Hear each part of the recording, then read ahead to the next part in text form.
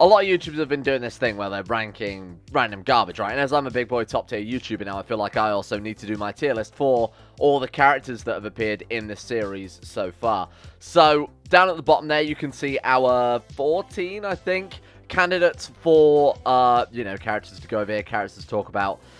From both Rimworld and Seeker 2, the noteworthy ones. Some I've forgotten about because some I literally just don't even remember the name of. I'll be honest, I don't remember half of these characters. I mean, YouTube has been nothing but just like a fever dream at this point. It's honestly just been like, play Far Cry 2, when your character would go into like malaria fever and he would freak out and like pass out and forget stuff. That's been me, but for the past roughly year now. So anyway, what's the point? I'm not going to remember all their powers, but here's how we're going to rank this, right? This is the first time we're going to do this video a few times. This first time is going to be based on purely just their personal power, right? So it's not going to be their armies, it's not going to be fancy stuff they own, it's not going to be big old feats they've committed or anything like that. It's just going to be their personal power without any fancy shit. They can bring one weapon along, how about that? So it's their power plus their own personal recognizable weapon, right? And then besides that, that's it. That's all they got going for them. So I will talk about the characters as well, just in case you guys don't remember as much as I don't. So first things first then, Bonnet Bigley. Bonnet Bigley was a simple king turned necromancer lich lord. But, as I said, it's only his personal power. And what the fuck is a necromancer going to do if there's no bodies lying around? He could fire magical death bombs, to his credit. Is that good enough to put him in the S tier? I mean, given some of the other power levels we've got, I think we're going to have to do a lot of switching around as well when we've actually got some tiers out here. Just to, we need a sort of good middle ground character. I don't think Bonnet is that, but we're going to put him... Honestly, he could fire death bolts, which is pretty massive. He could also summon a death fog, which, you know, it would be capable of killing many people. It's a powerful necromancer, like I said. Even if he doesn't have bodies, he can make bodies pretty quick. Oh man, that's going on his epitaph. That's like his slogan. I can make bodies pretty quick. Bonnet Bigley 2019. I'm going to put Bonnet Bigley in terms of power level, like, he's got to be an A tier, right? Super powerful necromancer, but like I said, he's only got, like, his own personal skill. He hasn't got his entourage, he hasn't got a whole zombie army backing him up like he had sometimes before. And of course, when he dies, he can save others from death, but not himself. It's the tragedy of Bonnet Bigley there. So I think he's a good A tier character. We've got next up, that's Bob Parian, the Lord of Illyria, Dragon Rider, but more to the point, the thing that makes Bob so powerful is that he couldn't die. He was constantly resurrected by the Red God, if you remember. So this guy going up against a necromancer, you've got an undying man versus... It's like the immovable object versus the unstoppable force, right? That's what these two are. He can't die, and he controls death. So I feel like, in terms of his personal combat, though, he's just a knight, really. You know, he had a Valyrian sword. He did have a big dragon, but of course, like I said, we're not taking dragons into account, because that's not him. It's a fucking dragon. I'm going to say... He's a solid B tier. He can't be killed so easily. He could be killed eventually. I feel like Bonnet or, you know, some of our more powerful mages on here could eventually kill him. But he went through a hell of a lot. You know, he fought Topbog Spoff, which is what we're going to get to. Of course, Topbog being his own Dark Wizard. He's fought Dark Wizards before, but I don't think without the dragon he's all that, you know. I feel like he is relying on that a lot. We've got Diz Waltney. Oh, shit. Diz Waltney was just a man who ran a republic. He was just a man in charge of a theme park. He shouldn't even be here. Run, Diz. Run while you still can. Let's go for, man. You know what? I was going to put him in Garbage Supreme, but then I remember, God damn it, this is America. That's not just Diz Waltney, head of a theme park. This is a patriot. A patriot. A man of America. One of the final bastions of capitalism and pride in our goddamn flag.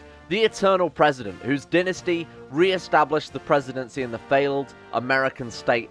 My God, he brings a tear to my eye with patriotism. I was going to put you in Garbage Supreme. I think you're a D tier. No, he's an E tier. He didn't have a gun, to be fair. So I think against Bob, he put a few rounds into him. Or how many times can he resurrect? I mean, how many rounds did Walt Disney bring with him at the end of the day? Sorry, Diz Waltney bring with him at the end of the day. I feel like he's an E tier, and he's only in the E tier because he's got a gun. Otherwise, he'd be Garbage Supreme. But thank God. Thank God for America, and thank God for freedom. Next up, we got Elrang. Now, I think Elrang might be our first serious competitor here for S tier. Elrang, you know, regular old elf man, was a very powerful necromancer at a point, if you remember.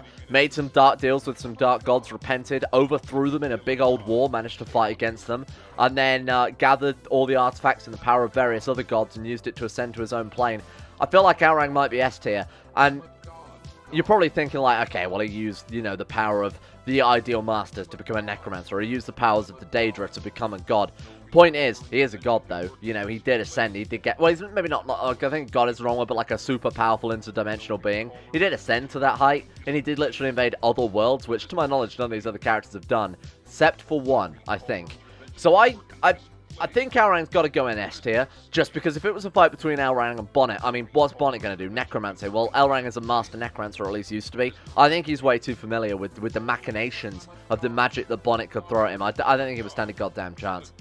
Next one, we got the Ever Queen. So she was an unstoppable killing machine, basically the avatar of the 4 gods of chaos. She's pestilence and death and war. Oh my god, hang on, they're basically just 4 horsemen, aren't they? I've only just put this together. She's just basically, you know, all of those rolled into one horrible, spiteful lady with horns coming out of her face.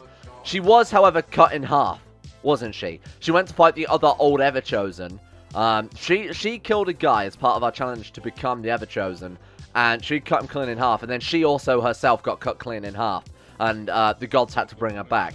So she is strong, but she is mortal at the end of the day. She can be killed. She can't die of old age, and you know, her body can't become weak because she is empowered by the gods. Doesn't mean she's unkillable, because the gods don't want...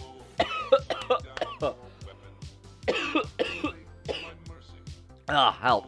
The gods don't want a weak servant, and I feel like that's why they'd be willing to let her die. That being said, though, if it was a sword fight between Bob Parian and the Ever Queen, I feel like the Ever Queen would wing it. Is she good enough to go to A tier, though? Well, again, she knew fire magic, though, didn't she? Hang on, she was like a super powerful fire mage. She's A tier. She burnt down, if you remember, the Elven lands entirely. She torched the earth. I mean, it did bring about the end times. But she was like a super powerful fire mage. I completely forgot that's how she started life. And she had the wolf's blood, too. So she's got a lot more going for her than I'm giving her credit for. Not only that, but she is an incredibly powerful warrior. So she's definitely A tier, I think. We got Philco Rhino. So Philco Rhino was not one of the gods of his bloodline, but he was the one that first married a god. He's good with words. He was also incredibly powerful in his own right. He was a werewolf. He had lots of magical training. Very, very powerful philosopher, if you remember, was also immortal. So I think he's got to be at least B tier, seeing as he had that alchemy knowledge. And again, he was immortal at the end of the day. He was a warrior. He had the werewolf blood. He married a god. I mean, that's got to put him in the same tier as Bob Parian. I mean, Bob, again, is an undying man with a sword. Philco Rhino is an undying philosopher with wolf's blood and sort of combat experience, so he definitely should be in the same tier. Definitely not good enough for tier A. He's kind of a difficult one, though, for me. I feel like he's almost borderline C tier, but if we put Bob in B, he has to be up there with him, because I think they could go toe-and-toe. We've got Grundle Silver Piggy. So Grundle Silver Piggy is a dragon, which I think gives him an inherent advantage over everyone else who's man/elf. Grundle Silver Piggy, though, wasn't super powerful, though, because the dragons of his world were all about purity and happiness and going on religious pilgrimages. They weren't like, oh, I'm going to breathe fire and hoard a load of gold. They were kind of a bit boring.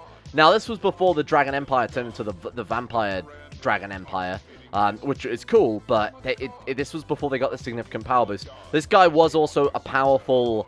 Oh, man, he's got to go B tier, but I think he's a... What I will do is also reorganize these based on how close I think they are to the next tier. So Bonnet is kind of close to S tier, but he's still stuck in A. I think Ever Queen is below Bonnet, which is why she's further down.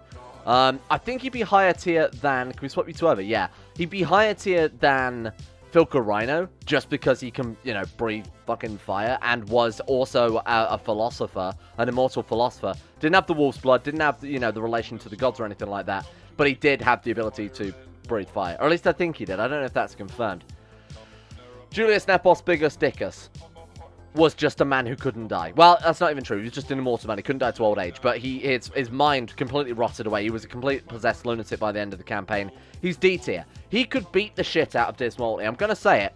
I think he could land an absolute square right hook on Dismalty and knock him flat on his ass. I think he could have him. I think he wouldn't be above bottling Dismalty is what I'm getting at. But I think if he tried to step to like Philco Rhino, he would absolutely get shit pushed in, which I think is why he's definitely a D tier.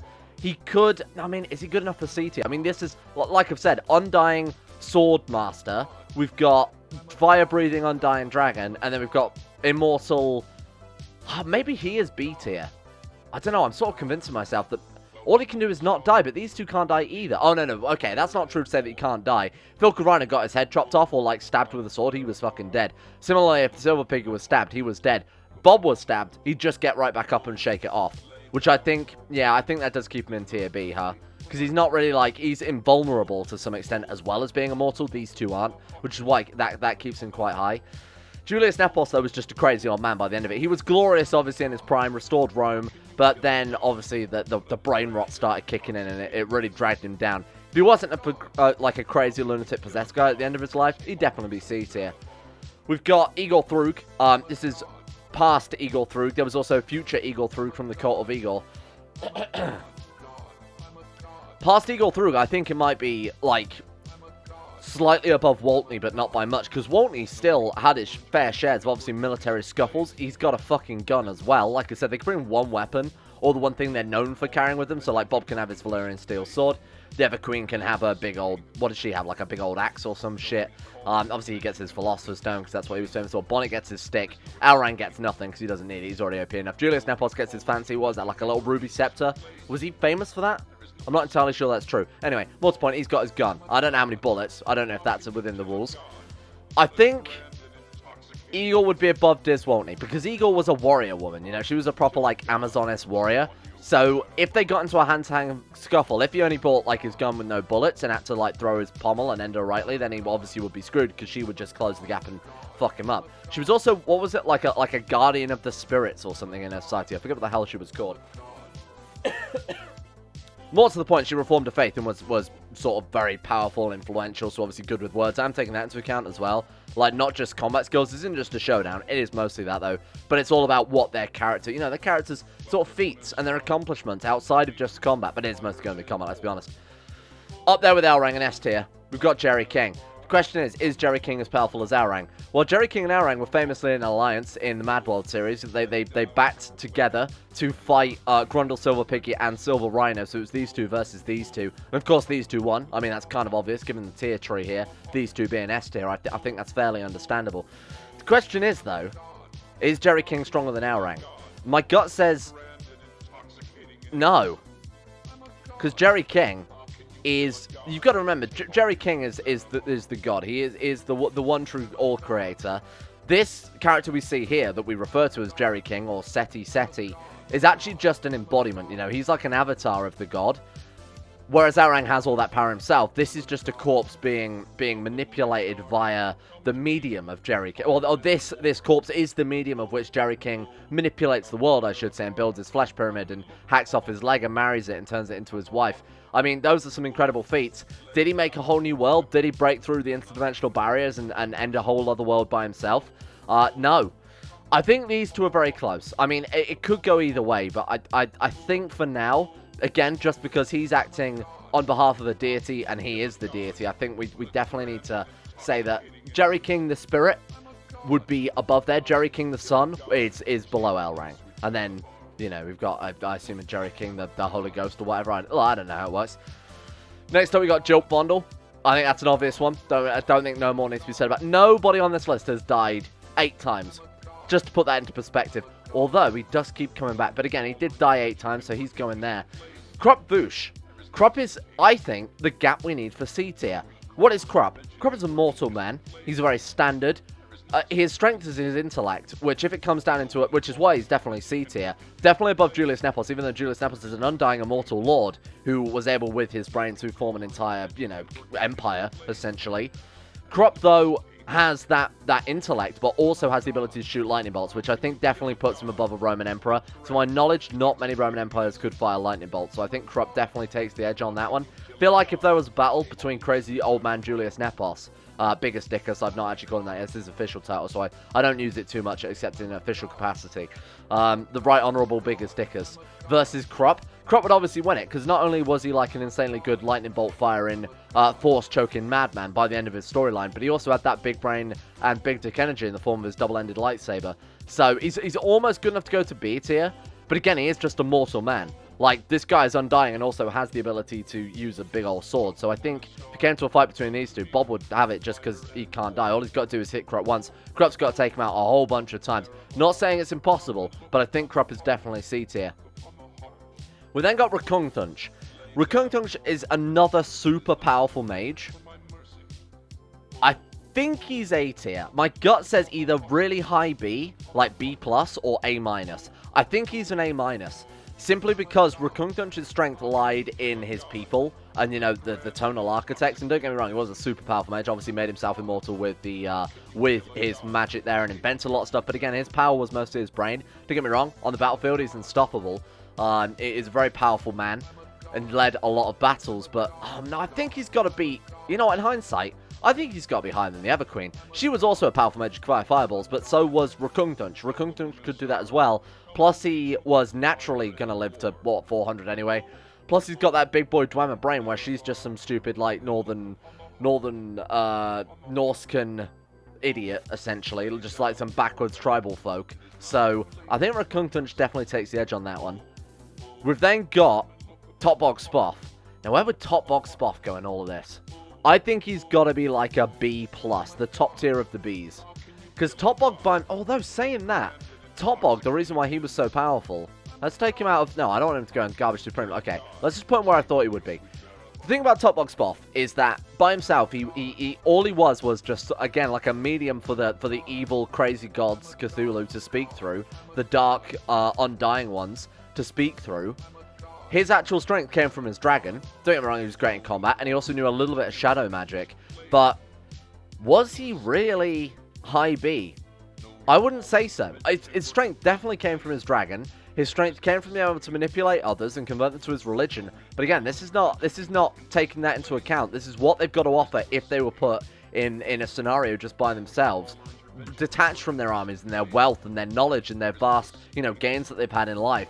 Where would he fall? I think he'd be a B- because he's a manipulative man, but he doesn't really have too many inherent powers. You know, like I said, a little bit of shadow magic. He's quite smart, but that's basically it. And, you know, the mad gods speak to him. But who says there's going to be mad gods in this imaginary battlefield? Who says the Spirit Jerry King? But yeah, I feel like that's why I'm going to give him a B-, because he did have that going for him. Are there any changes I want to do? Well, let's take a look then. Now, this is just tier 1, like them by themselves. We're also going to do them at their height with their empires and their many, you know, units and their whatever they've achieved through their lifetime available to them if they came in with everything they've ever sort of culminated. I think this is a good tier. This, just in terms of raw power, that's what this is. Raw power with, you know, whatever their thing that they're known for is. Yeah, I think that's good. I'm happy with that. I think Diswaltney, and yeah, you just sort of follow the list up and they get more and more magical and obviously immortal and powerful as we go up there. That's good. I'm happy with this one. So this is the official Roll1D2Games power rankings just based on raw power, I think. If you've got any complaints, if you've got any arguments, stick them in the comment section. Boost up this video's rating. It's going up on the second channel. Let's get the second channel. I want to get the second channel to a 50 million subscribers by the end of the week. So if you guys could leave a few comments and some likes and argue about why my rankings are wrong, or if you want to do your own ranking, apparently I can save this and export it, so I might do that as well. But I'm pretty happy with how this is going.